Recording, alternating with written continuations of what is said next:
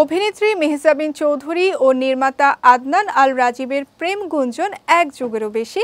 তবে তাদের সেই ১৩ বছরের প্রেমের সম্পর্ক পরিণতি পায় ১৪ ফেব্রুয়ারি ভালোবাসা দিবসে।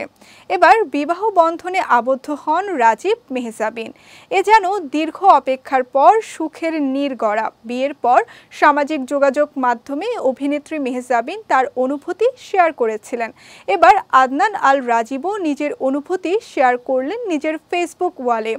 ২৬ ফেব্রুয়ারি দুপুরে কনে মেহজাবিনের একটি ছবি এবং তাদের তোলা প্রথম সেলফি সোশ্যালে শেয়ার করে রাজীব লিখেছেন, আমি একজন সাধারণ মানুষ, শিল্প সৃষ্টির জন্য চেষ্টা করে যাচ্ছি।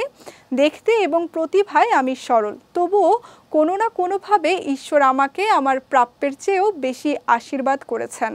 মেহজাবিনকে উদ্দেশ্য করে রাজীব আরও লেখেন, আমি মনে করি তিনি আমার প্রতি অনুগ্রহ করেন এবং এখন তিনি আমাকে তোমাকে দিয়েছেন, যা সবচেয়ে সুন্দর এবং মূল্যবান উপহার।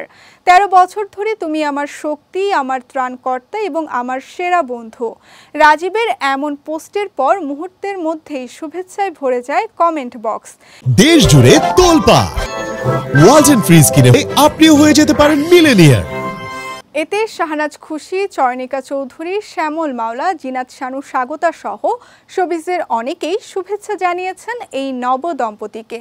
গত ২৪ ফেব্রুয়ারি রাজধানীর অদূরে একটি রিসোর্টে জমকালো আয়োজনে সম্পন্ন হয় রাজীব মেহজাবিনের বিবাহোত্তর সংবর্ধনা অনুষ্ঠান।